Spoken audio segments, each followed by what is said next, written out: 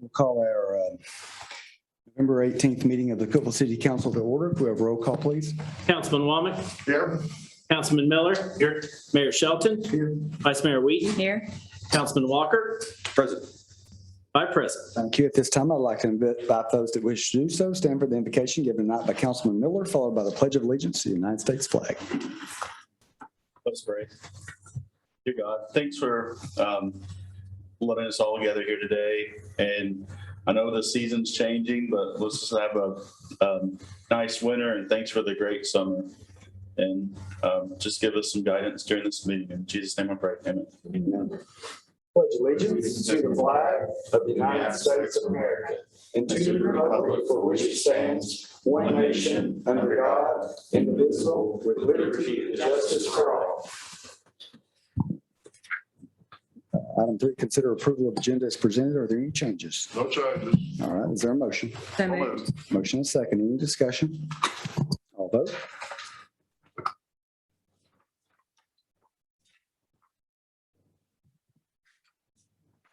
All votes correct. 5 yes, motion carries. Thank you. Under 4A, receive the life-saving medals for the police department. Chief Evans. Mayor and Council, it's my privilege, my honor tonight to recognize some of our officers for, quite frankly, for some fairly heroic acts while performing their duties. If I could get Officer Wesley King, Officer Caleb Rudel to join me up here just a moment.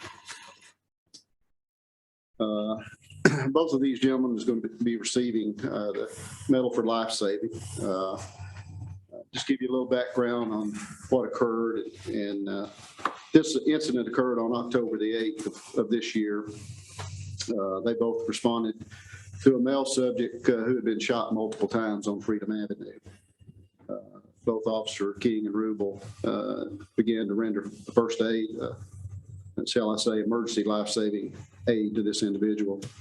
They applied tourniquets, applied emergency trauma dressings to his leg, and obviously assessed until other emergency services could get there and take over. And I would submit to you that without their actions, quite potentially this young man would have lost his life that day.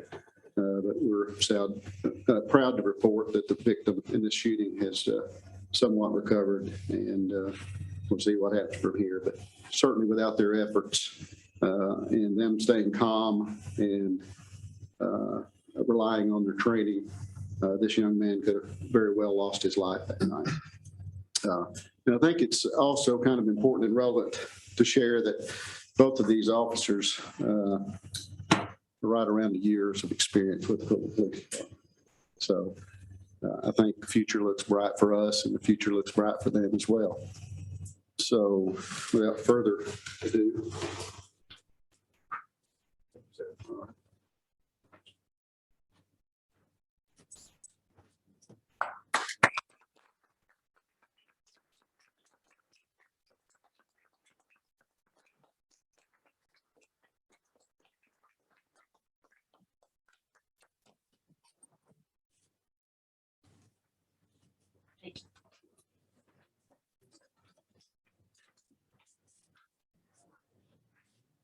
Thank you, Chief. Thank you, officers, very much. We appreciate your service. We appreciate what you did for the citizens. Old business, 5A. we should have one more. Oh, I'm sorry. Mr. Mayor. It should be a Medal of Valor. Yes, sir. I'm sorry. 5B, receive Medal of Valor. Chief. Baker will join me. Of course, most of you by now may have heard about this incident. I know it's gotten some national attention and some recognition for what they've done, and also I think even received some recognition from the county commission. But I just thought I would share again a little bit about the incident, which may or may not be known. This incident occurred on September the 27th of this year, approximately 12:27 a.m. Officer Baker was dispatched to 9th Street on a motor vehicle crash. He was the first member of the Cookeville Police Department to arrive. I think maybe there was an EMS unit already on the scene. Obviously, Officer Baker immediately noticed that the vehicle was involved was fully involved and was on fire. He retrieved his department issued fire extinguisher and attempted to extinguish the fire, which obviously did not completely extinguish the fire. Then the paramedic on the scene then opened the car door, and then Officer Baker went to action there and retrieved his seatbelt tool and cutting tool, cut the seatbelt and removed the unconscious individual from the vehicle. Of course, once he got him away from the vehicle, the gentleman was still unconscious. Quick assessment, they determined that the individual was having another medical event where he had overdosed. And so, again, Officer Baker quickly sprang to action.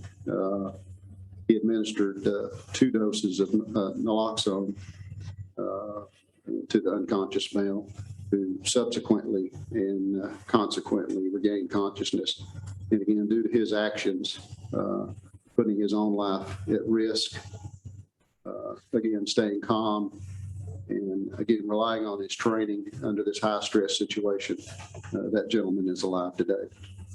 So he's actually going to get 2 awards, one of which I don't have because I run out of medals, which is a good problem to have, right? But he is going. I do have his medal of Valor that I'm going to award him tonight, and he will also, once it's purchased and arrives, will receive the medal for life saving as well. So this one doesn't look too bad either. So.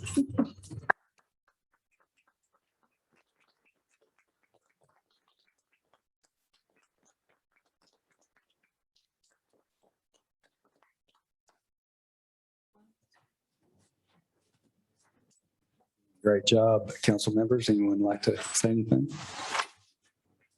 Certainly, gentlemen, thank you for all your hard work that you do for the city and putting yourself out there like you do. It's an amazing job you do for us, and we really appreciate it. And the citizens of our city really appreciate it.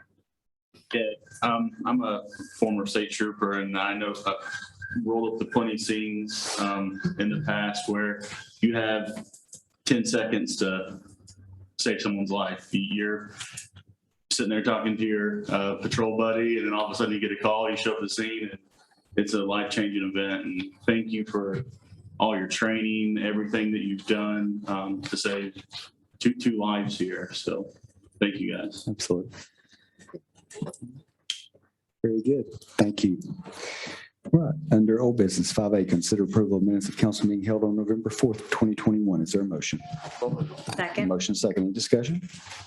All vote.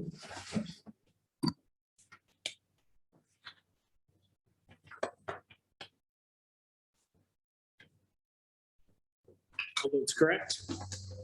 5 yes, motion carries. Thank you. 5B, consider on second and final reading ordinance 0211-021, rezoning of 315 Scott Avenue from RS10 to single-family residential to CG general commercial. Mr. Ward. Thank you, Mayor and Council. There's no changes to the ordinance, and we've had no calls or comments, so I recommend approval on second and Thank final you. reading. Is there a motion? So moved. Second. Motion second. Any questions from the council?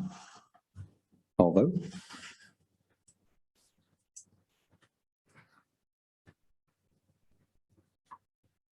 All votes correct.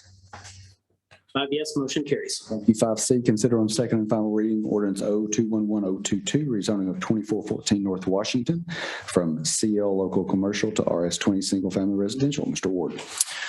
Thank you, Mayor. Again, no changes to the ordinance. We've had no calls or comments. I recommend approval on second and final reading. Thank you. Is there a motion? So moved. Second. Motion second. Any questions from the council? All right, I'll vote.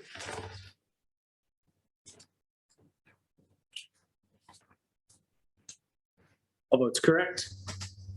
5 yes, motion carries.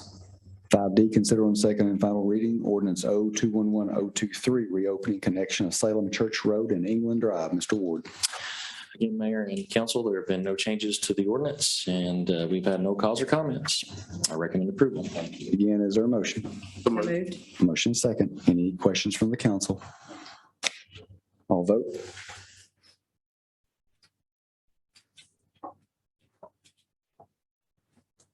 All votes correct. 5 yes, motion carries. Thank you. Thank you. Under new business, 7A, hold a public hearing. Consider on first reading ordinance 0211-124, amending the budgets of the General Fund, Solid Waste Fund, Animal Control Fund, Water Quality Control, Gas, Electric, and Customer Service Funds for the city of Cookeville for the fiscal year ended June 30, 2022. Ms. Emmel. Thank you, Mayor and council members. This ordinance increases the budget amount for expenditures and expenses for fiscal year '22. We are requesting an additional appropriation of funds for a net $100 Christmas bonus to active employees in lieu of the annual Christmas luncheon. The pandemic is still with us, so we thought this was the right thing to do. We won't be having the Christmas luncheon. So the cost to do this to the general fund is $37,541, and citywide, the total is $57,829. That's the increase in this ordinance. And then also in this ordinance, we are requesting an appropriation of funds in the general fund to reimburse the Public Building Authority for the full cost of the emergency replacement of 2 HVAC units at the Leslie Town Center.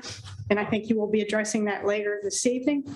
So the cost in the general fund will be $26,850. So the total additional appropriation in this ordinance for both items is $84,679, and I respectfully request your approval. Thank you. At this time, we'll open the public hearing portion of the meeting. Do we have anyone that would like to speak about this matter? Close the public hearing. Is there a motion? So moved. Second. Motion is second. Any questions from the council? All vote.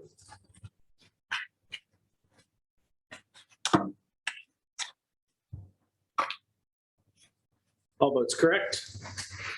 5 yes, motion carries. 7B, consider authorizing the city manager to execute a letter of support on behalf of the city council for the CRISI grant proposal for the Short Line Railroad Bridge Bundle repairs in Tennessee as requested by TDOT. Councilman Womack. Yes, I'd like to make this as a motion to have a resolution by the council to support this. This is being done through the 4 counties, Davidson, Wilson, Smith, and Putnam, by all the governing authorities, the counties and the cities along the Nashville and Eastern Railroad. Chrissy grants are available. The main thing that we're looking for is support to repair the 1893 bridge over the Caney Fork River in Buffalo Valley.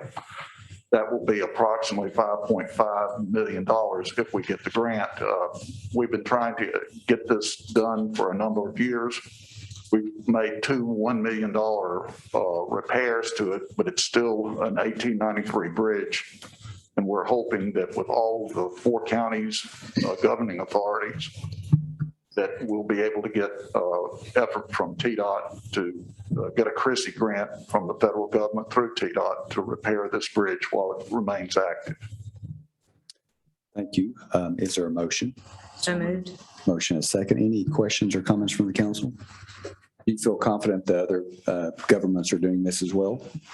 Other governments throughout the 4 counties are doing it, including the county governments and towns and cities along the railroad. Very good. Appreciate, I know Councilman Womack and Don Prince both serve from here on that board. And I know you're looking out for our interest there to make sure that because this is important, especially for the freight that comes through. It's the only way that it comes through. But we're hoping to have repairs to the ties too, $1.5 million. For replacing ties, we need to get the speed up. Right now, it's 20 miles an hour east of Lebanon is the speed limit. So it takes a while to get a train here from Lebanon. Any other questions from the council? All vote.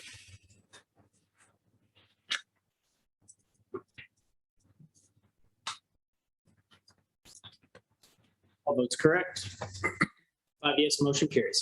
The 7C, consider approval of request from the Public Building Authority to pay the full cost for emergency HVAC replacement at the Leslie Town Center and authorize city manager to execute an amended agreement with the PBA for repayment of costs. Mr. Mills. Mayor and council members, as we discussed at our special work session on Monday, the PBA, which manages and operates the town center through a lease agreement with us, has requested that we pay for the emergency repair of some HVAC systems at the facility. Cookeville Heating and Cooling Services recently replaced a 5-ton package unit and a 12.5-ton rooftop unit at the town center with a total cost of $26,850. Of course, as we discussed Monday, the lease between us and the PBA indicates for major repairs, which would include HVAC, that the cost is the joint responsibility of both parties. So we basically split it 50-50. In this case, it would have been $13,425.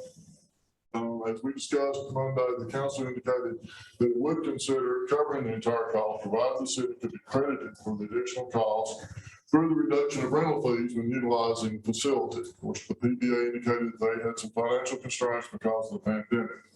You may remember in August, we approved paying for the cost of a carpet replacement at the town center, and that was subject to an agreement with the PBA for them to reimburse the city through a reduction of the facility rental fee for the father-daughter date night event, and we reduced it in the agreement to a total flat rate of $10,000 for 5 consecutive years. That would represent a rate reduction of about $5,000 a year and to refund the city's $25,000 cost for the carpet. Now, we did receive $10,000 in insurance, so the total carpet replacement was $35,000.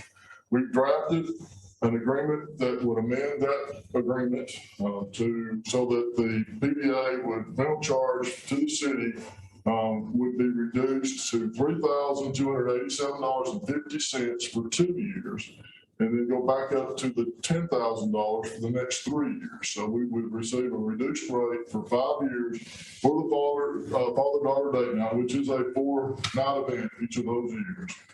That would allow the PBA to repay the city a total of $38,425 for the cost of the carpet and HVAC replacements over a 5-year period.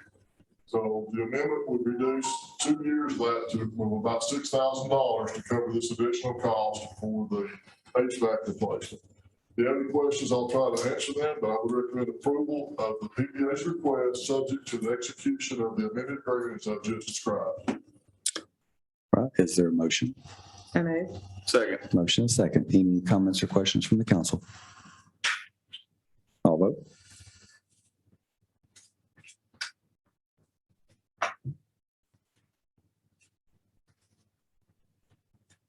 All votes correct.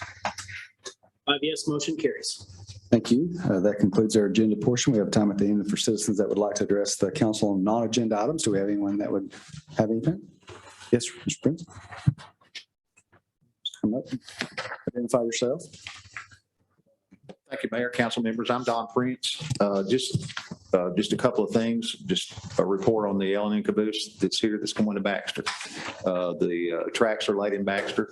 We did that a couple of weeks ago on a Monday and had a real nice conversation today with the person that's probably going to drive the truck. We have to transport it down the highway instead of down the rails because the L&N caboose itself, according to the railroad, is federally non-compliant because of the running gears and the pressure hoses and the brake systems. So we're going to put it on a low boy. We found one, and the word that I got today, and everybody keep their fingers crossed, that they should have their Christmas present by the 1st or 2nd week of December. Very good. So we'll move it then, hopefully. So everybody keep your fingers crossed. Very good. That's all. Thanks for your work on that. Anyone else? Council members, anybody have anything? All right, we're adjourned.